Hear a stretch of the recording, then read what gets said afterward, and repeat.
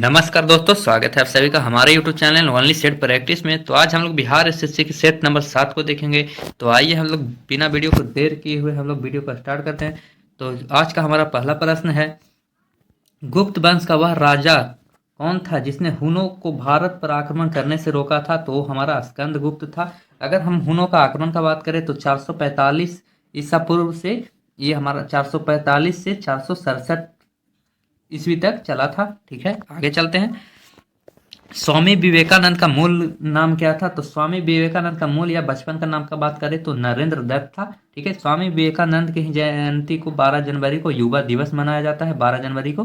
ठीक है, स्वामी दयानंद सरस्वती का अगर गुरु के हम बात करें तो रामकृष्ण परमहंस सिंह के गुरु थे। इन्हीं के समक्ष में रामकृष्ण मिशन की स्थापना इन्होंने किया था 1897 ईस्वी में। 1897 ईस्वी में फिर इन्हीं के द्वारा बेलूर मठ का स्थापना किया गया था, ये 1887 ईस्वी में। ठीक है, याद रखिएगा। आगे चलते हैं। भारत में डाक व्यवस्था शुरू करने वाला ब्रिटिश गवर्नर कौन था? तो ब्रिटिश गवर्नर डाक व्यवस्था, रेल व्यवस्था सबका बात आए तो ये लॉर्ड डलहौजी हमारा राइट आंसर हो जाएगा। ठीक है, आगे चलते हैं। महाराष्ट्र में भक्ति संप्रदाय निम्नलिखित में से किसकी शिक्षाओं द्वारा फैला था? तो किस ये फैला था संत संत ज्ञानेश्वर के द्वारा ये फैला था। ठीक है, संत ज्ञानेश्वर हमारा राइट आंसर हो जाएगा। आगे चलते हैं। चीन की राष्ट्रीय पार्टी दल मतलब जिसे कुआमितांग की स्थापना किसने की थी? तो सन्यात सेन ने किया था। ठीक है, आगे चलते हैं।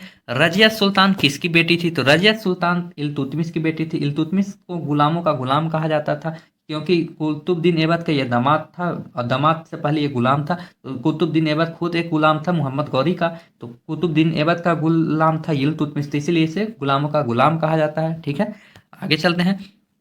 सिकंदर सिकंदर जिसे अलेक्जेंडर भी कहते थे और पोरस की सेनाओं ने निम्नलिखित में से किस नदी के आमने सामने वाले तट पर पड़ाव डाला था? तो ये झेलम नदी के किनारे। ठीक है, आगे चलते हैं। भारत में सर्वप्रथम सोने के सिक्के जारी करने वाला निम्नलिखित में से कौन थे? तो ये कुषाण थे जो सोने के सिक्के सर्वप्रथम जारी किया था। 1932 ईस्वी में सांप्रदायिक अवार्ड के द्वारा पृथक प्रतिनिधित्व प्रदान किया था, तो ये हमारा किया था हरिजनों ने। ठीक है, आगे चलते हैं। विजयनगर के महान साम्राज्य के अवशेष कहाँ पाए जाते हैं? तो ये हमारा हम्पी में पाया जाता है। ऑप्शन नंबर सी हमारा राइट आंसर हो जाएगा। आगे, निम्नलिखित में से किस सिख गुरु ने गुरु नानक की जीवनी को लिखा था? तो गुरु अंगद देव जो कि गुरु नानक के शिष्य थे, ये दूसरे गुरु सिख धर्म के हुए। अगर हम गुरु नानक की बात करें तो सिख धर्म को अगर सिख धर्म के संस्थापक की बात करें तो गुरु नानक ही थे। ठीक है, गुरु नानक से बहुत ज़्यादा सवाल पूछा जाता है, तो इनके समकालीन कौन से मुगल मतलब सम्राट थे? तो इसमें बाबर और हुमायूं का नाम सबसे ज़्यादा आता है, तो याद रखिएगा। आगे चलते हैं। निम्नलिखित में से वह पुर्तगाली कौन था जिसने गोवा पर अधिकार किया था? तो गोवा पर अधिकार किया था Alfonso de Albuquerque. Alfonso de Albuquerque ये 1510 ईस्वी में गोवा पर जो था ये अधिकार किया था और 1509 ईस्वी में ये भारत का गवर्नर यानी वायसराय के रूप में ये था। ठीक है, आगे चलते हैं। रोम शहर निम्नलिखित में से किस नदी के किनारे है? तो ये टाइबर नदी के किनारे स्थित है। रोम जैसा कि जानते हैं इटली की ये राजधानी है। ठीक है, माले किसकी राजधानी है? तो मालदीव की ये राजधानी है माले। ठीक है, आगे चलते हैं। निम्नलिखित में से किस राज्य में हड्डी सोने की खान स्थित है? तो ये हमारा कर्नाटक में स्थित है। सोना सबसे ज्यादा कर्नाटक में होता है। निम्नलिखित में से वह नदी कौन सी है जो पूर्व से पश्चिम दिशा को बहती है और ज्वार नदमुख जिसे संगम बनाती है? तो ये हमारा नर्मदा नदी हो जाएगा राइट आंसर। भारत के पड़ोसी में घोड़े की नाल जैसे आकार वाले मूंग का द्वीप समूह कौन सा है? तो ये हमारा लक्षद्वीप है। ठीक है, आगे चलते हैं।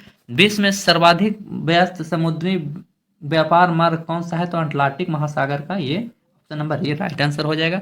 विश्व में प्रसिद्ध सनरागेती वन्य प्राणी अभ्यारण्य कहाँ स्थित है? तो ये जिम्बाब्वे नहीं, तंजानिया में स्थित है। ठीक है, विश्व का प्रसिद्ध सेरांगेती वन्य प्राणी अभ्यारण्य कहाँ स्थित है? तो ये तंजानिया में हमारा स्थित है। आगे चलते हैं। विश्व में सबसे बड़ा गरान वन निम्नलिखित में से कौन सा है?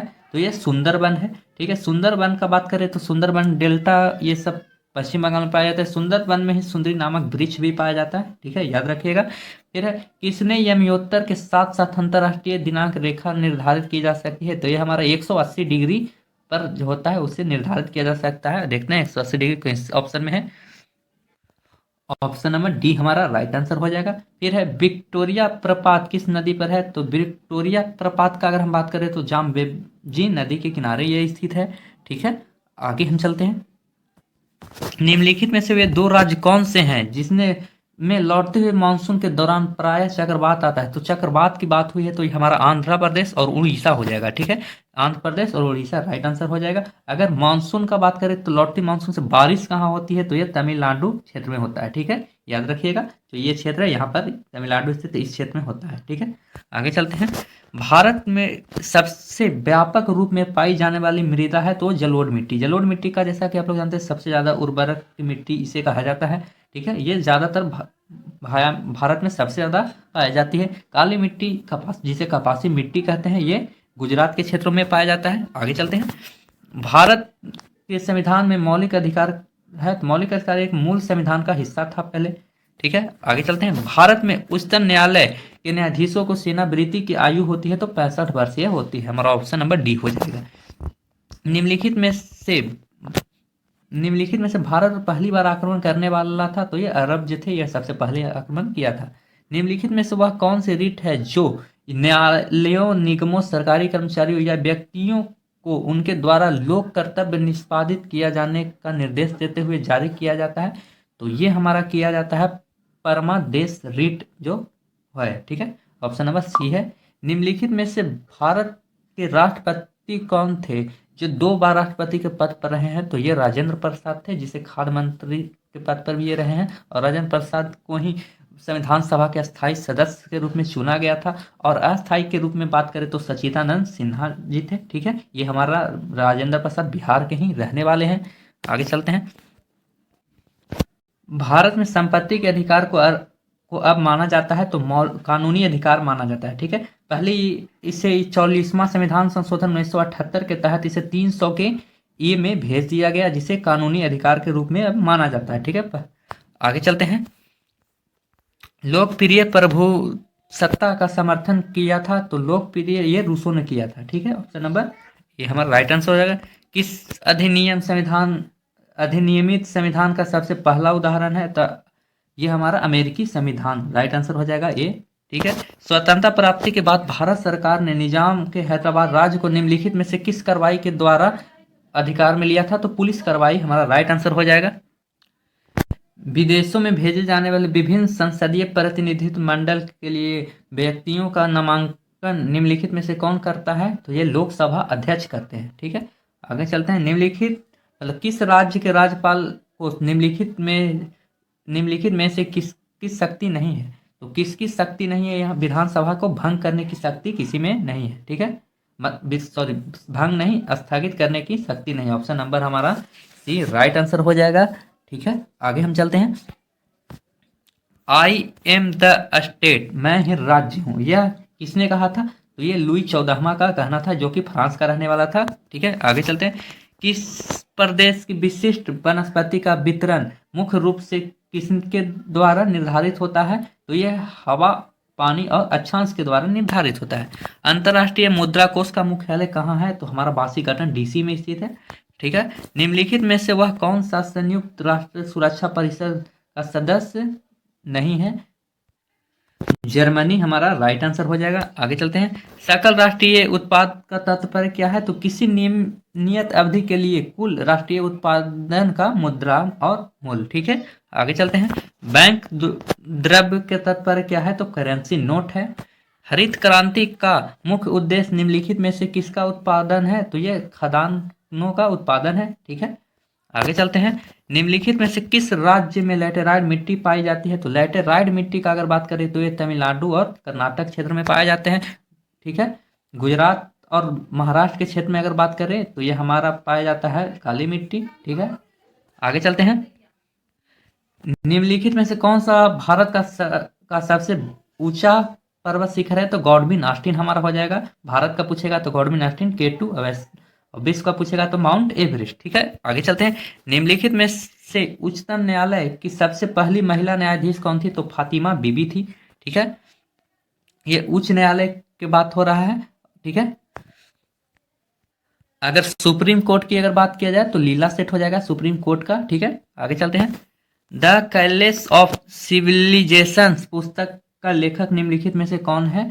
तो ये हमारा हो जाएंगे सैमुअल हैंटिंगटन। ठीक है, सैमुअल हैंटिंगटन। ठीक है, निम्नलिखित में से वह लाइन कौन सी है जो भारत की अंतर्राष्ट्रीय सीमा के किसी भी भाग को सीमांकित नहीं करती, मतलब छूती नहीं है? तो ये हमारा डुरंड लाइन हो जाएगा, option number D right answer. Durand line का अगर हम बात करें तो ये पाकिस्तान और अफगानिस्तान के बीच स्थित है। रेड क्लिफ का बात करें तो भारत और पाकिस्तान, मैकमोहन का बात करें तो भारत और चीन के बीच स्थित है। आगे चलते हैं।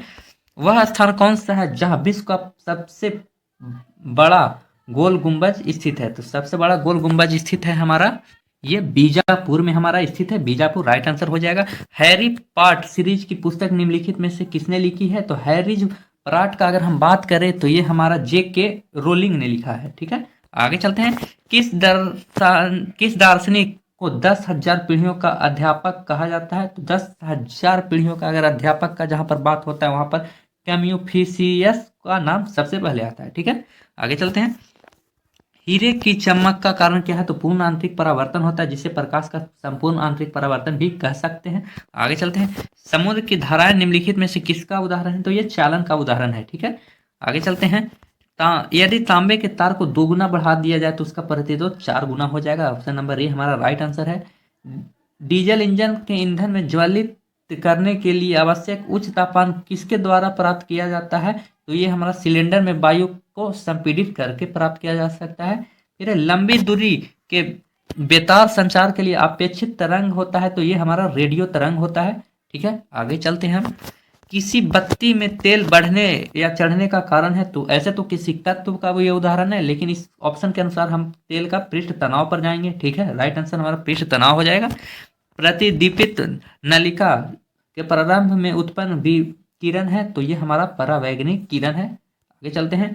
प्रयोगशाला में सिल्वर नाइट्रेट घोल को ब्राउन बोतल में रखा जाता है क्योंकि ब्राउन बोतल में प्रकाश गुजारने का रास्ता बंद हो जाता है, जिसके कारण ये होता है। Option number B right answer हो जाए। निम्नलिखित में से वह अम्ल है जो मूलतः कार्बनिक नहीं होता? तो सल्फ्यूरिक अम्ल हमारा राइट आंसर हो जाएगा। ठीक है, सल्फ्यूरिक अम्ल का सूत्र का बात करें तो H2SO4 होता है। ठीक है, याद रखिएगा। शीशा जिसे पेंसिल जिसे लेड पेंसिल में होता है तो होता है ग्रेफाइट होता है पेंसिल में, जैसा कि जानते हैं। ये विद्युत का सुचालक होता है। आगे चलते हैं।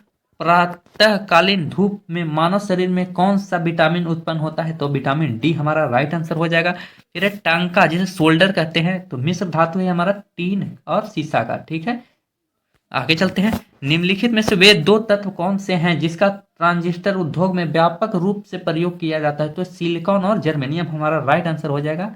आगे चलते हैं। हड्डी का प्रयोग उर्वरक के रूप में किया जाता है क्योंकि इसमें पौधा पोषक तत्व होता है। तो पौधे का पोषक तत्व का अगर हम बात कर ले तो इसमें हमारा ये होता है फास्फोरस। ठीक है, राइट आंसर हमारा बी हो जाएगा। सूर्य की ऊर्जा का मुख्य कारण है? तो सूर्य का ऊर्जा का मुख्य नाभिकीय संलयन है। ठीक है, हाइड्रोजन बम का भी बात करें तो नाभिकीय संलयन है। ठीक है, आगे चलते हैं। पौधे ऊर्जा छोड़ते हैं? तो पौधे ऊर्जा छोड़ते हैं श्वसन में। ठीक है, आगे चलते हैं। पौधे के किस भाग में हल्दी प्राप्त की होता है? तो ये तना में हमारा प्राप्त होता है। ठीक है, अनुवांशिकी यूनिट अर्थात जीन होता है तो ये गुणसूत्र क्रोमोसोम में स्थित होता है। गुणसूत्र की अगर बात करें तो 23 जोड़ा होता है, जिसे 23 दूना का 46 भी कह सकते हैं। निम्नलिखित में से वह तेल कौन सा है जिसमें ड्रॉपिसी जिसे जलसोप कहते हैं वो हो जाता है? ये तो ये होता है हमारा ऑर्जेमोनी के तेल में। ठीक है, ऑर्जेमोनी के तेल राइट आंसर हो जाएगा। निम्नलिखित में से वह रुधिर वाहिका कौन सी है जो जिगर को ऑक्सीजन रुधिर ले जाती है? तो ये यकृत धमनी हमारा option number D right answer हो जाएगा। आगे चलते हैं। निम्नलिखित में से वह कोशिका से इंसुलिन स्त्रावित होता है? तो इंसुलिन का स्त्रावित होना ये हमारा है बीटा कोशिका में। ठीक है, आगे चलते हैं। मानव शरीर में वसा जमा होता है तो वसा ऊतकों में होता है। ठीक है, आगे चलते हैं। किसकी उपस्थिति में रुधिर वाहिनियों में रक्त यांचित जिसे कोलोट कहते हैं ये नहीं होता है? तो ये हमारा नहीं होता है हेपारिन में उपस्थित में। ठीक है, हेपारिन की उपस्थिति में नहीं होता है। आगे चलते हैं। किस रोग से रक्षा करने के लिए शिशुओं को डीपीटी का टीका लगाया जाता है? तो डीपीटी का टीका का अगर हम बात करें तो बहुत से रोग हैं, जैसे में रोहिणी, कुकुर खांसी और टिटनस। ये हमारा तीन चारों इसमें राइट आंसर हमारा डी हो जाएगा। आगे चलते हैं, ठीक है। फिर हमारा गुर्दे के रक्त पूर्ति करने वाले रुधिर वाहिका होती है, तो ये हमारा होता है वृक्क धमनी, ठीक है। तो इसी के साथ हमारा 25 साइंस का क्वेश्चन और 50 जीके का क्वेश्चन को हम लोग कवर कर लिए हैं। तो मिलते हैं नेक्स्ट वीडियो में, ठीक है। जय हिंद।